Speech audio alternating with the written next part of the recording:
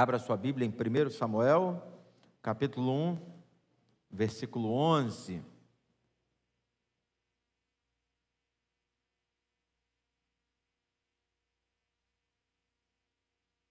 Primeiro livro do profeta Samuel, capítulo 1, versículo 11. Quem já achou, diga amém.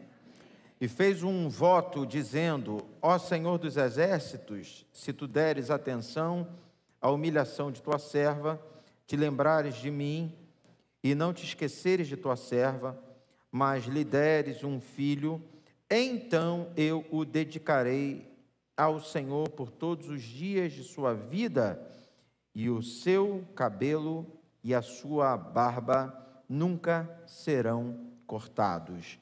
Só até aí, vamos orar. Pai, te louvamos, te agradecemos por essa manhã. Obrigado, Deus, pela tua palavra, Senhor. Nós amamos a tua palavra, Senhor, e somos privilegiados por termos acesso à tua palavra, por sermos alcançados pela tua palavra.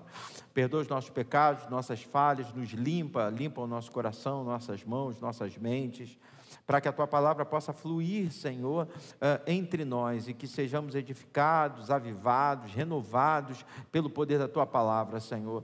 Que a tua palavra nos prepare para sentarmos à mesa, para ceiarmos, ó Deus, para termos um tempo de comunhão e para recebermos tudo aquilo que o Senhor tem para nós nessa manhã. É o que nós te pedimos, agradecidos em nome de Jesus. Amém, amém. Glória a Deus. Você pode se assentar. Bem, Deus tem falado muito forte ao meu coração nesses últimos dias sobre os levitas. No domingo passado eu preguei sobre isso, preguei sobre os levitas, sobre a tribo de Levi, sobre os descendentes desse filho de Jacó. Se você não esteve aqui na semana passada, você pode assistir o culto na internet, você pode assistir essa ministração no canal do YouTube da nossa igreja.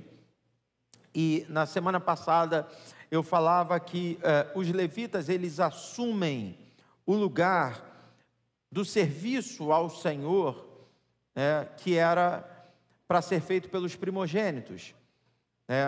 A Bíblia ela é muito clara. Eu vou ler alguns textos aqui, e eu tenho entendido que lendo eu consigo resumir, a gente vai de uma maneira mais objetiva e assertiva, ministrando aquilo que Deus tem nos dado. Então eu vou ler alguns textos, e aí você, querendo abrir, abre, senão você só vai ouvindo e acompanhando, e a gente vai dando aqui um desenho para essa história levítica, para essa história da tribo de Levi.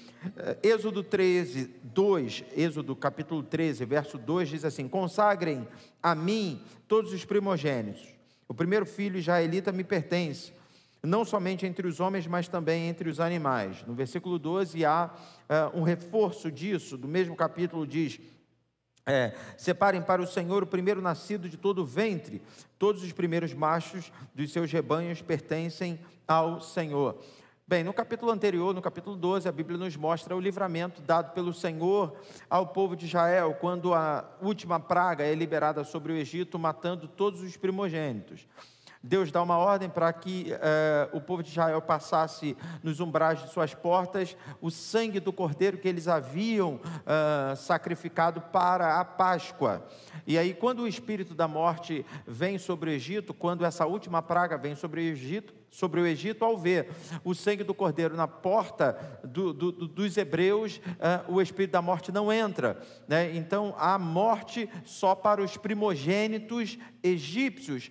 Todos os primogênitos egípcios morrem nessa praga, menos os primogênitos hebreus, porque havia a marca na porta, a marca do sangue do cordeiro na porta de suas casas. Eu sei que você já ouviu isso diversas vezes, você conhece essa história, mas sempre vale a pena a gente renovar esse entendimento, o que traz proteção para a nossa casa, para a nossa família. Hoje então, que é dia dos namorados, onde a gente projeta coisas para a família, onde a gente projeta coisas para os nossos filhos, o que nos protege, o que nos blinda é a marca do sangue do cordeiro. Não adianta adianta você querer fazer curso de casais, não adianta você querer ter uma boa convivência com seu marido, com a sua esposa, não adianta, né, você seguir um monte de orientação de pessoas mais experientes, isso aí agrega, isso soma, mas o que protege a tua casa e a tua família é a marca do sangue do Cordeiro. Você precisa fazer parte dessa família e você precisa deixar esse sangue proteger você, proteger seus filhos, proteger teus sonhos, proteger teus projetos. Chega de ficar batendo cabeça por aí, tentando resolver sozinho. Chega de tentar achar que de maneira autossuficiente você vai conseguir proteger seus filhos, ou você vai conseguir conquistar e construir projetos, porque só a marca do sangue do Cordeiro é que garante que seremos bem-sucedidos. Quantos aqui creem nessa palavra? Digam amém. Olha para o teu irmão, diga para ele: a partir de hoje, proteja a tua casa com a marca do sangue do Cordeiro.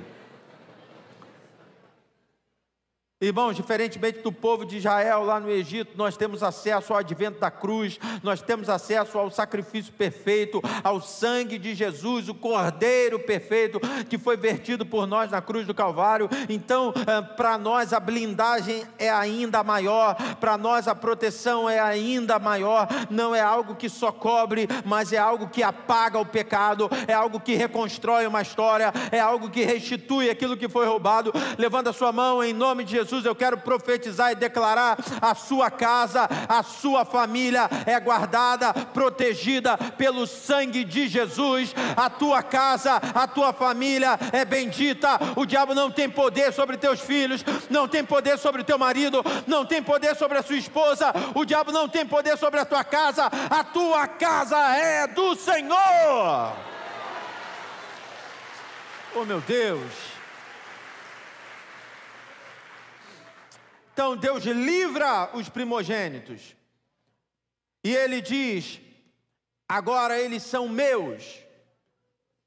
Eles precisam ser separados para o serviço na minha obra. Eles precisam ser separados para o meu serviço. Então, o primogênito nascia e era entregue para servir os sacrifícios, aquilo que deveria ser feito. Moisés, ele vai organizando as coisas aos poucos, né? Na medida em que o povo vai rompendo o deserto, ele vai organizando as coisas, e a ajuda que ele tinha para o serviço religioso vinha dos primogênitos. Pastor, aonde nós temos uma referência para isso? Êxodo capítulo 24, verso 5 diz assim: em seguida enviou jovens israelitas que ofereceram holocaustos e novilhos como sacrifícios de comunhão ao Senhor. Esse texto aqui nos mostra o envolvimento dos jovens, dos primogênitos, daqueles que eram separados para o serviço, daqueles que pertenciam ao Senhor. Era como se fosse, né, primícias. Nós te agradecemos pelo livramento, e assim como o Senhor poupou a vida dos nossos filhos, nós entregamos os nossos filhos para o teu serviço. É por isso que eu falo, irmãos, que a maneira que você tem de blindar o teu filho para que ele não se desvie, não é ensinando a ele o caminho, é ensinando ele no caminho, o envolvimento dele na obra de Deus. O teu filho tem que ser amigo de filho de crente, o teu filho tem que ser amigo de crentes, o teu filho tem que ouvir as mesmas coisas, tem que compartilhar da mesma visão. É isso que blinda, é isso que protege, porque não adianta nada você ficar pregando para o teu filho, botando ele para ouvir louvor e não trazer ele para a igreja, e não envolver ele com a obra do Senhor. Ele vai ser amigo de pessoas que vão levar ele para coisas erradas. Mas quando você pega o teu filho e entrega ele para Deus, quando você pega o teu filho e dedica ele ao Senhor, o Senhor cria essa blindagem à volta dele, e mesmo que ele seja atacado por setas influenciadoras, ele não é influenciado, mas ele influencia. O que Paulo deseja para a igreja de Roma se cumpre na vida dele. E não vos conformeis com este mundo, mas transformai-vos pela renovação da vossa mente, para que experimenteis a boa, perfeita e agradável vontade de Deus. Jovem crente não usa roupa do mundo, mas dita a moda para o mundo. Jovem crente não fala igual ao mundo, mas influencia para que o mundo fale igual a ele. O jovem crente não é um camaleão, aonde ele chega, ele é influenciado. Pelo contrário, aonde ele chega, ele influencia. Eu falava agora há pouco no gabinete com 2 casais, dizendo, não adianta, você não consegue fazer as trevas dissipar a luz, se está tudo iluminado. Não existe uma ferramenta, não existe um elemento das trevas que consiga romper, cortar, acabar com a luz, mas pode estar tudo escuro. Se você acende uma vela, se você acende uma lanterna, as trevas são dissipadas, porque as trevas não têm poder sobre a luz, mas a luz tem poder sobre as trevas. Oh meu Deus, a unção profética nesse lugar. Teus filhos serão influenciadores. Profetizo isso. Onde eles passarem, eles vão influenciar. Aonde eles passarem, eles vão ser respeitados. Não pelo que eles são, mas pelo que eles carregam. Oh meu Deus. Então, os jovens israelitas, eles serviam, eles ofereciam holocaustos, os sacrifícios junto com Moisés. Era uma fase ainda do povo onde Deus não havia levantado os levitas. Mas aí a gente chega em Números capítulo 3, no verso 41, diz assim: dedique a mim os levitas em lugar de todos os primogênitos dos israelitas, e os rebanhos dos levitas em lugar de todas as primeiras crias dos rebanhos dos israelitas. Eu sou o Senhor. No capítulo 3 de Números, Deus diz assim: olha, agora os primogênitos não precisam vir trabalhar na igreja.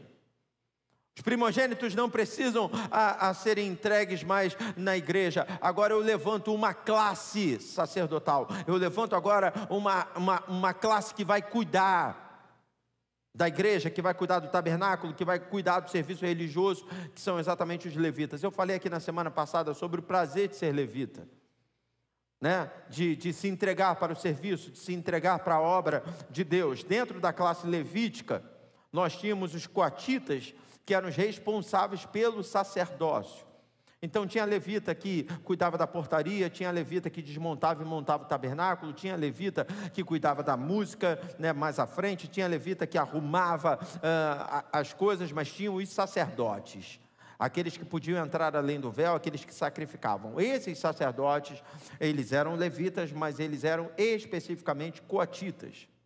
Eles eram descendentes de Coate, que era um dos filhos de Levi. Os outros levitas não tinham essa autorização. Bem, até aí todo mundo está comigo, amém? Chegando aqui, eu quero ir para Samuel, e aí a gente vai entender um pouquinho do que Deus tem com Samuel, do mistério de Deus com Samuel. Aí eu te faço uma pergunta: Samuel era levita ou ele era efraimita? Porque o texto de 1 Samuel, capítulo 1, versículo 1, diz o seguinte: havia certo homem de Ramataim Sufita, dos montes de Efraim, chamado Eucana. Todo mundo sabe que Eucana era pai de Samuel. Ele era filho de Jeroão, neto de Eliú e bisneto de Tou, filho, e aí já coloca em parêntese na tua mente, tataraneto, ok? Do efraimita Zufi, ou seja, Eucana, ele era tataraneto do efraimita Zufi, porque você está aqui, Eucana, filho de Jorão, que era neto de Eliú, que era bisneto de Tou, e aí depois de bisneto tataraneto, estou falando certo? Então, Zufi, o efraimita, era tataravô de Eucana. Bem, em cima desse texto, você lendo esse texto, você pensa assim: não, ele era efraimita. E se Eucana era efraimita, se Eucana era da tribo de Efraim, Samuel automaticamente seria também. Então ele não é levita. Bem, mas a gente na semana passada falou sobre a divisão das terras de Israel. E a gente falou que os levitas não receberam uma herança, um pedaço de terra. Mas ao mesmo tempo, Deus deu uma ordem para as 12 tribos, que cada uma tinha a sua terra, separar cidades para que os levitas pudessem morar. Então eles tinham cidades dentro do território das outras tribos. Eu cheguei a dizer que eles tinham 48 cidades destinadas a ele, que é o que a Bíblia destaca para nós, a Bíblia nos mostra. Depois em casa você pode ler Números capítulo 35. Mas eu quero, na verdade, falar só sobre Efraim. Dentre essas 48 cidades, será que eles tinham alguma cidade na região de Efraim? Aí Josué, capítulo 21, versículo 19, diz assim: todas as cidades dadas aos sacerdotes descendentes de Arão foram 13, cada qual com os seus arredores. Os outros clãs coatitas dos levitas receberam cidades da tribo de Efraim. Então, a genealogia, os antepassados de Samuel faziam parte desses outros clãs dos coatitas, que receberam também terras em Efraim. E aí tudo fica muito claro. Zuf não é chamado de efraimita porque ele é da descendência de Efraim, mas é porque ele mora na terra de Efraim. Entende? Então, vamos pensar em alguém que é descendente de judeu, mas que nasceu no Brasil, certo? E aí você pode dizer que ele é brasileiro, mas na verdade ele é judeu, porque o pai e a mãe são judeus. Inclusive ele consegue a dupla cidadania, né?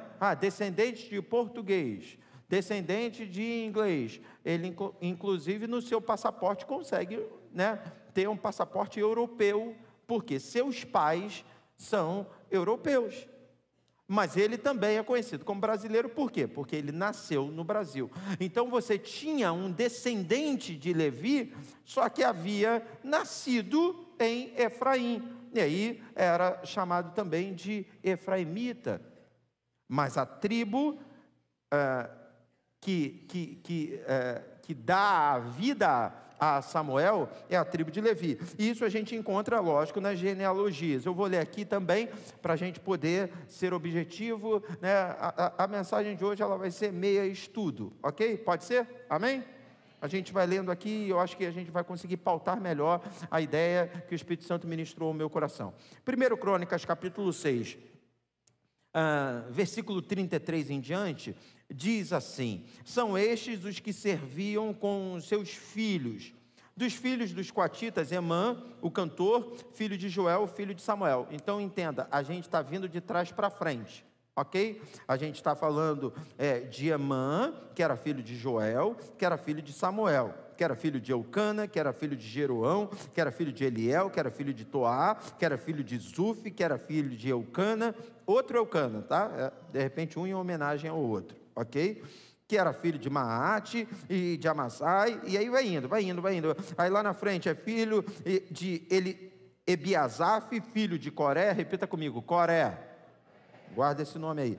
Filho de Izar, filho de Coate, filho de Levi e filho de Israel, que era Jacó. Ok? Então, você tem aqui a descendência de Samuel e você vê que vem de Jacó, passa por Levi, e aí depois de Levi, Coate, e aí depois de Coate vem Izar. Guarda esse nome também, Izar. Bem, no mesmo capítulo 6, agora no versículo 1, a gente tem a genealogia de Arão.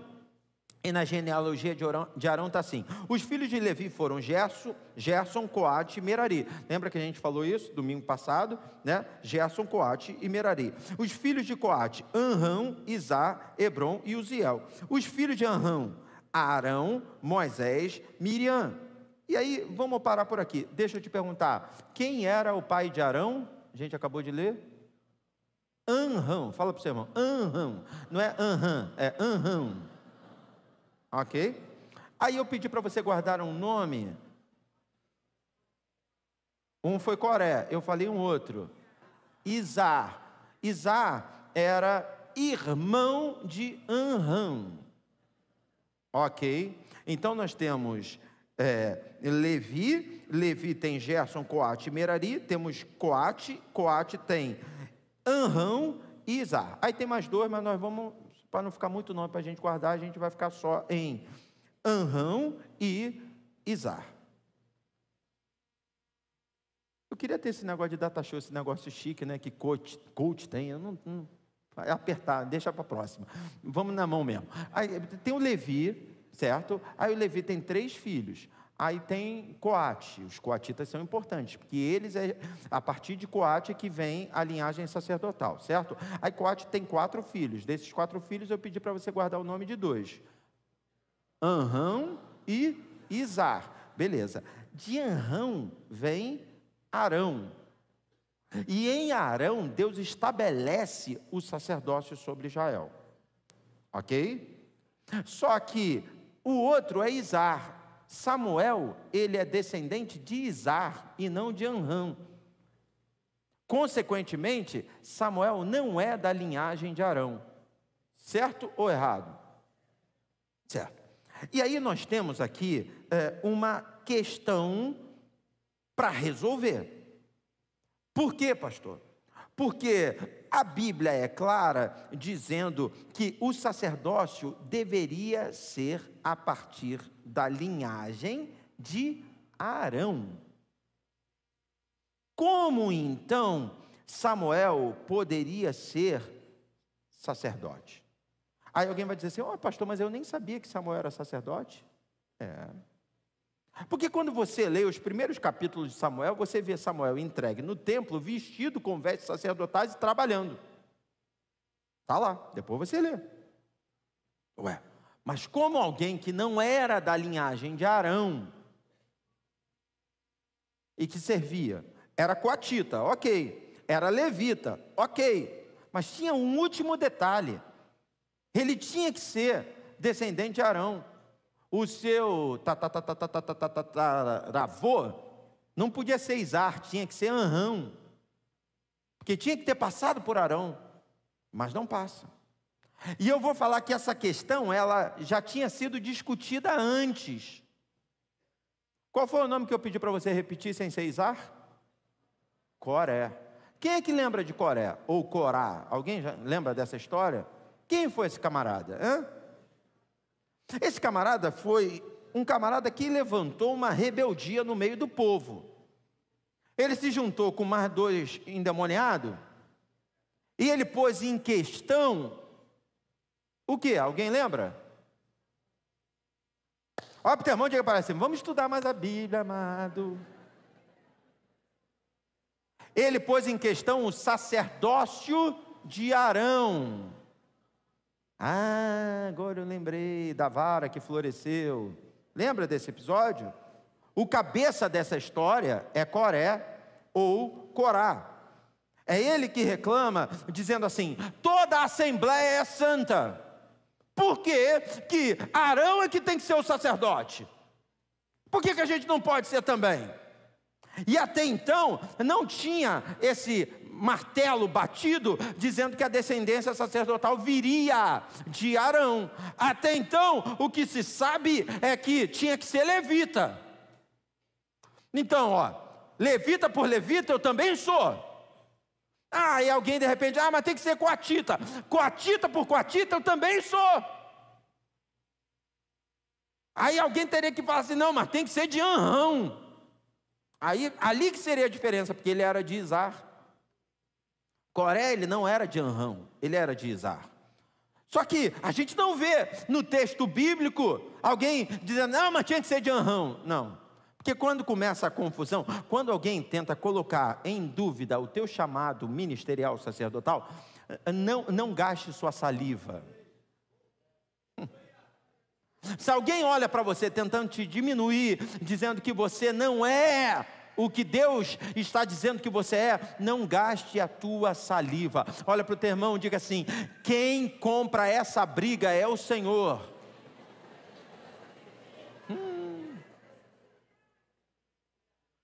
Porque as pessoas criam um estereótipo, né? As pessoas pensam assim: não, vou lá orar com um pastor, não, porque vem um pregador hoje à noite, não, porque vem uma turma para cantar mais tarde, e aí, sem você conhecer, você cria um estereótipo. Aí você pensa: ele vai ser alto, ele vai ser magro, ele vai ser gordo, ele é branco, ele é preto, e aí de repente chega você totalmente diferente daquilo que alguém pensou, e sem você abrir a boca, e sem conhecer você, ela já te julga.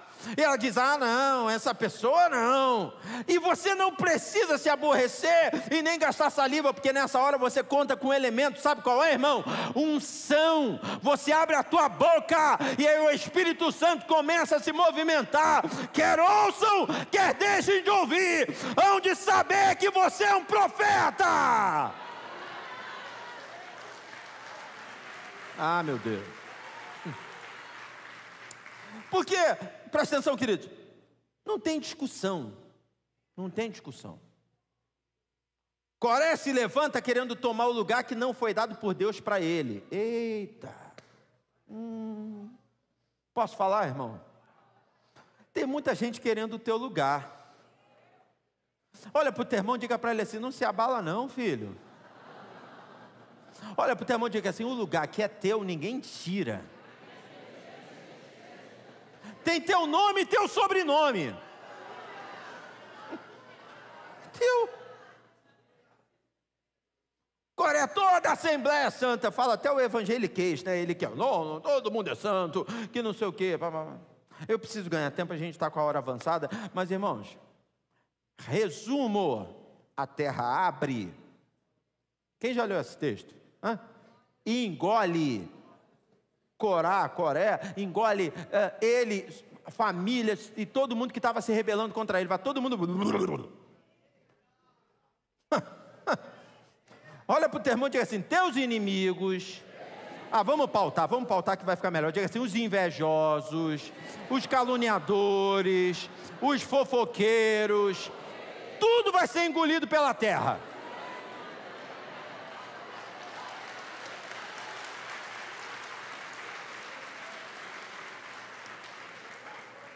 E ó, eu vou te dar um aviso aqui: se por um acaso a carapuça serviu e você está achando que, caramba, muda a rota, porque senão tu também vai ser engolido pela terra.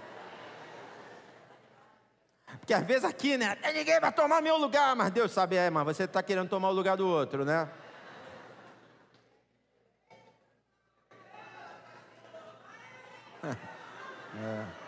Depois que eles são engolidos pela terra, tirou Coré, podia já estar resolvido, irmão. Já podia estar resolvido. Mas Deus é tão tremendo. Para ninguém se meter a besta de fazer a mesma coisa, eu quero que cada chefe de tribo pegue um pedaço de madeira, finque na terra, em frente à sua tenda. Porque a madeira, a vara que der flor, vai apontar para o sacerdote sobre Israel. Porque quando Deus quer confirmar teu chamado, Ele faz obras extraordinárias. Presta atenção, eu vou pedir ao Senhor para fazer uma obra incontestável na tua vida. Alguém vai olhar e vai dizer assim: mas não tem como contestar, não tem o que falar, está florescendo, está dando fruto. Era um pedaço de madeira morto, sem vida, mas está dando flor, está dando fruto. Deus, é Ele, Deus é quem faz, Deus no negócio. Meu pai, olha para o teu irmão e diga para ele: vai florescer, irmão. Diga para ele: vai dar fruto, irmão.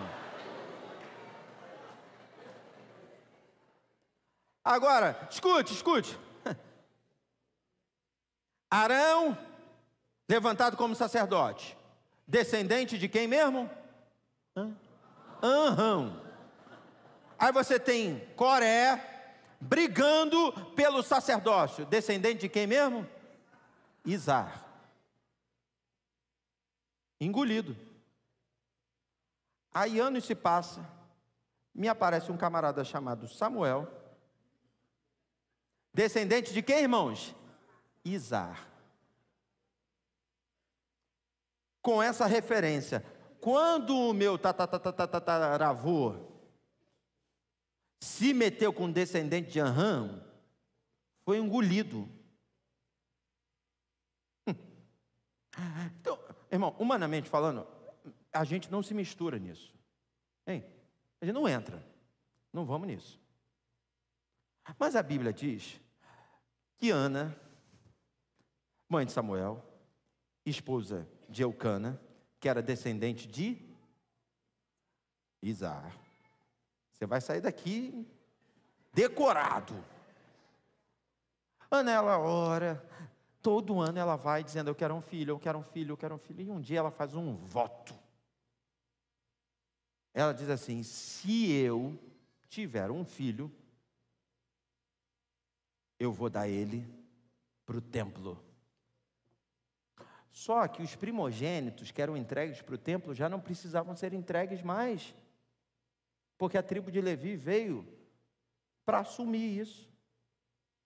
E talvez Ana tenha pensado assim, mas para mim está tranquilo, porque ele é levita mesmo, eu vou entregar ele para o templo. Só que não só entrega ele para o templo numa época em que Ofne e Finéias, filhos do sacerdote da época Eli, faziam tudo errado dentro do templo. Quando Ana entrega Samuel, a Bíblia diz que Ofne e Finéias roubavam as ofertas. Imagina. Eli pedia a oferta, o povo trazia, eles pegavam um garfo. A Bíblia diz isso. Eles pegavam um garfo e eles espetavam a melhor parte da carne, e roubava, pegava para eles.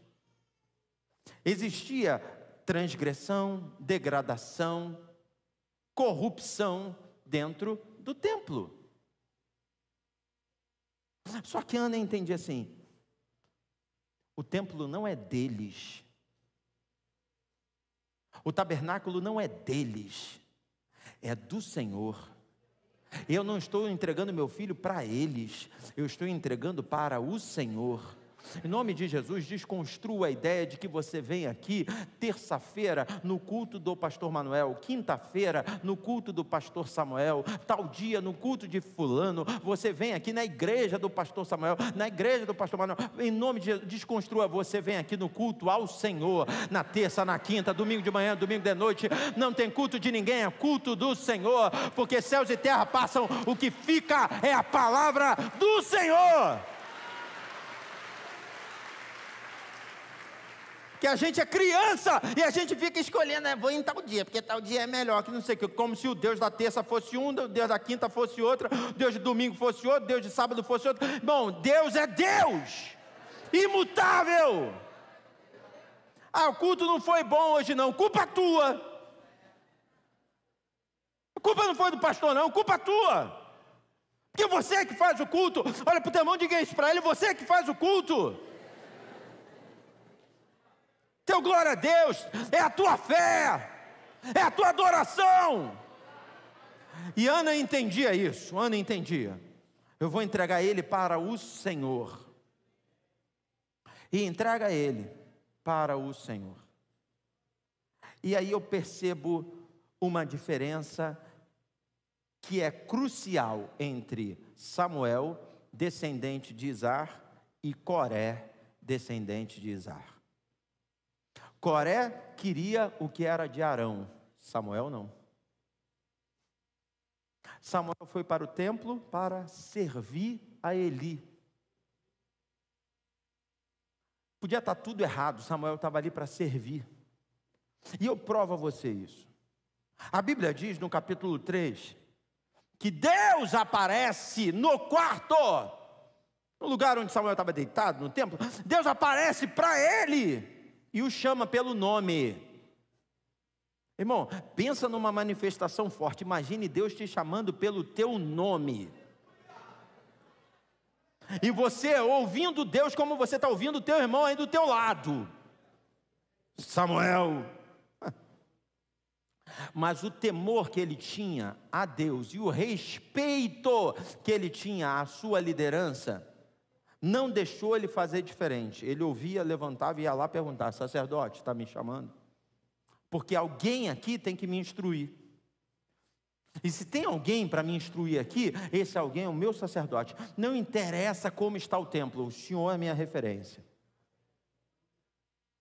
O senhor me chamou? Aí ele: não, eu não. Chamei não. Volta a dormir. Volta a dormir.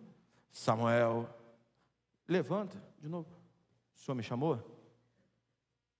Irmão, presta atenção. Se na primeira eu fui, ele diz que não chamou, e eu ainda acordei ele, de repente na segunda eu ia parar. Não, não foi ele não. Alguém está querendo falar aqui comigo. Eu já ia me concentrar. Mas sabe o que é temor, irmão? Porque às vezes a gente pensa assim: eu não vou falar nada sem antes perguntar para o meu líder. Aqui é mais estreito ainda: eu não vou ouvir nada sem antes me submeter ao meu líder. O senhor me chamou? Não chamei. Ele volta pela terceira vez: Samuel. E ele vai lá e diz: olha, é a terceira vez que eu ouço. Eu imagino, né? Me permita conjecturar. Desculpe estar incomodando o senhor, mas eu estou ouvindo. Não foi o senhor que me chamou, não. E aí, irmão, mesmo que ele estivesse vivendo um tempo difícil, o sacerdócio meio bagunçado, eu imagino que tinha uma referência, sabe? Um dia eu ouvi essa voz. E ele diz: não, peraí, garoto. Peraí, filho. Estou entendendo. Quem está te chamando é o Senhor. Ele um dia me chamou lá atrás. Volta. E se ele te chamar de novo, você diz assim: pode falar, que eu estou com os ouvidos abertos para receber. Escute bem uma coisa: quem liberou Samuel para ouvir Deus foi Eli. Porque no coração de Samuel não tinha um traço sequer de querer o que era de Eli. O sacerdote é ele. E aí, olha como é que são as coisas. A Bíblia diz que Deus fala com Samuel. Vou perguntar só para mexer com você, não precisa me responder, não quero constranger ninguém. Pastor, de novo, fica perguntando, parece até que a gente está na prova. Não, ninguém está na prova não é seminário aqui não, mas só para... O que Deus falou com Samuel? Sabe o que Deus falou com Samuel? Deus falou que ia acabar com o sacerdócio de Eli. Deus já falou assim: ó, está tudo errado. Eu vou tirar eles desse lugar. Irmãos, e mais à frente, te dando um spoiler, se você ainda não leu, a Bíblia diz que tem um embate entre Israel e os filisteus. E aí eles tomam uma pancada, voltam tontos. E aí alguém tem a brilhante ideia de levar a arca para a guerra, achando que a arca poderia botar medo no exército inimigo. Eles tomam uma pancada muito pior e ainda roubam e levam a arca embora. Aí Ofni e Finéias morrem, e Eli, quando fica sabendo que os seus filhos morreram, cai para trás da cadeira, quebra o pescoço e morre.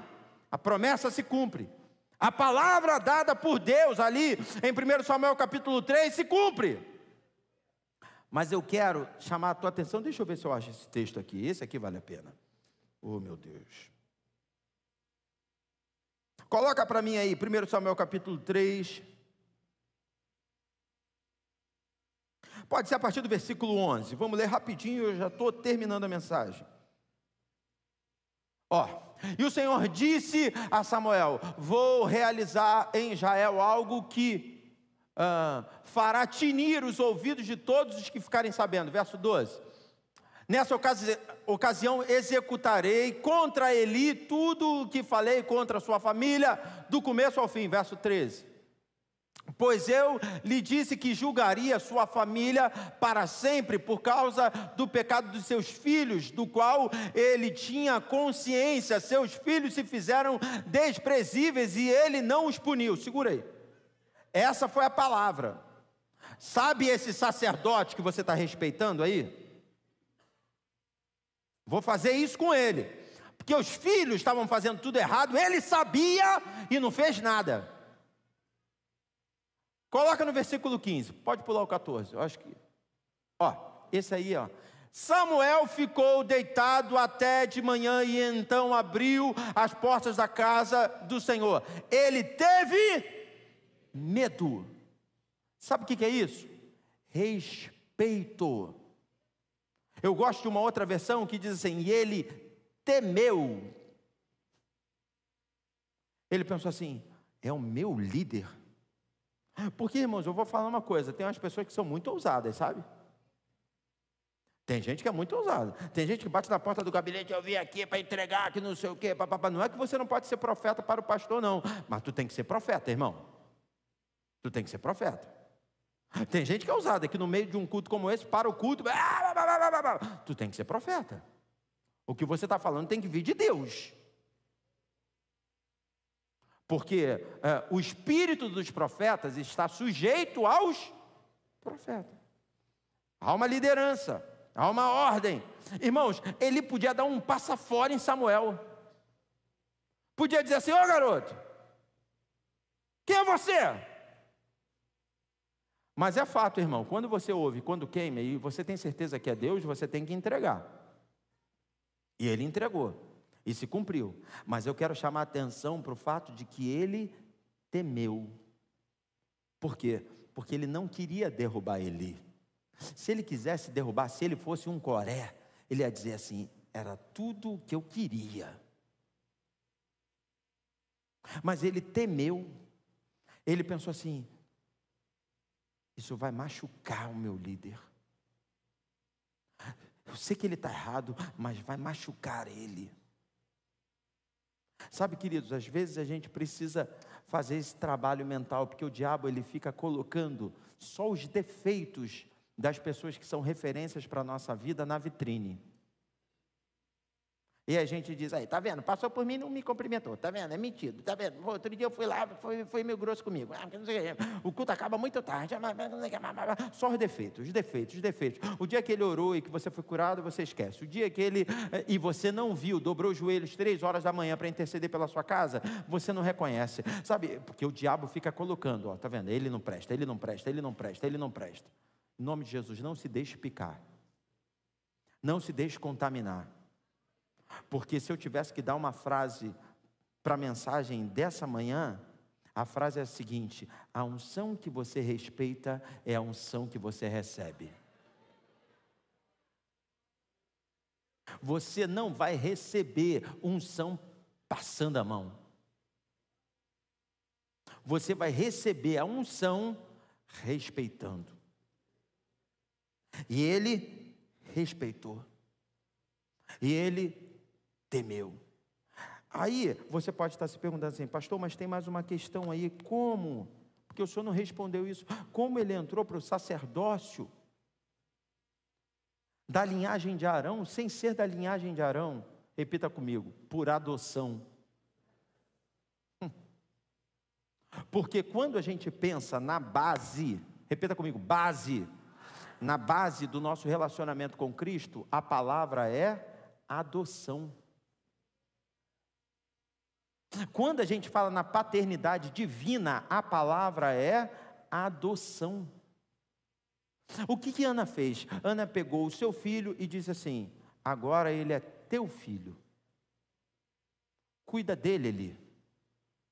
E Samuel entende isso e praticamente diz assim: respeito o meu pai e minha mãe biológicos, mas a partir de hoje o senhor é o meu tutor. O que o senhor manda eu fazer, eu faço. E aí, alguém que não era da descendência de Arão, por Eli, passa a ser. E passa a ser respeitado e não é contestado.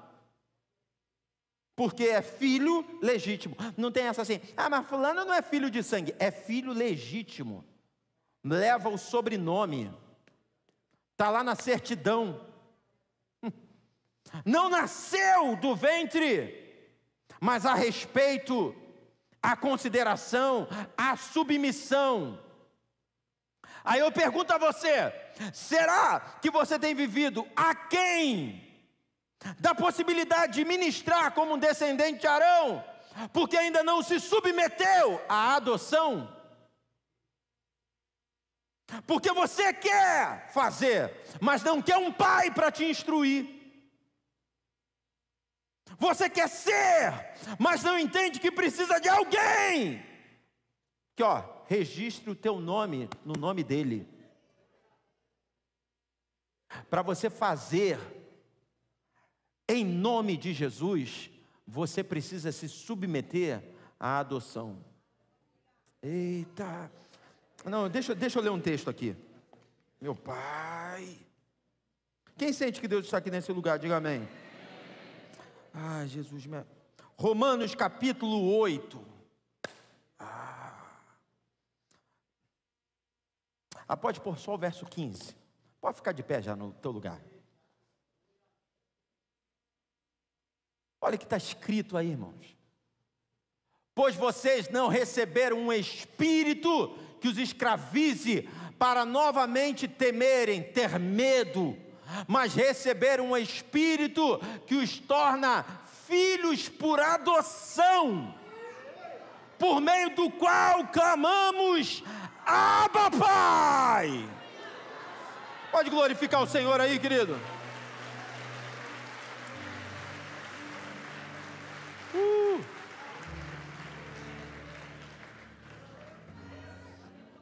Me ajuda a ministrar. Olha para o teu irmão e diga assim: você é filho. Diga para ele: para de fugir dessa realidade. Diga para o teu irmão: só vai acontecer quando você entender que é filho. Aconteceu com Samuel porque ele entendeu: eu sou filho. Mas o pai está errando, não interessa, eu sou filho. Porque existe uma diferença entre você compactuar com o erro e respeitar.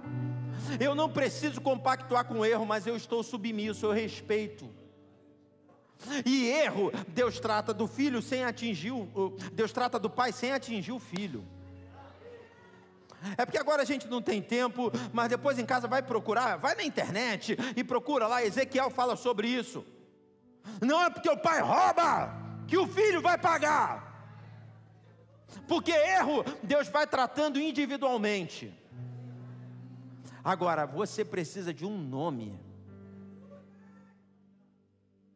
Você precisa estar debaixo de uma autoridade constituída. Para de ficar batendo cabeça, meu irmão. Vamos ser levita. Vamos ser sacerdote. Eu ainda podia entrar mais um pouquinho e falar sobre Melquisedeque. Eu ainda podia entrar um pouquinho e falar sobre a ordem superior de Melquisedeque, que foi a que fez de Jesus sacerdote, mesmo sendo da tribo de Judá. No caso de Jesus, a coisa ainda é mais extrema, porque Samuel era levita também, mas não era de Arão.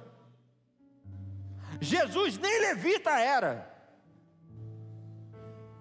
Só que, mesmo assim, há uma ordem superior que te chama para perto.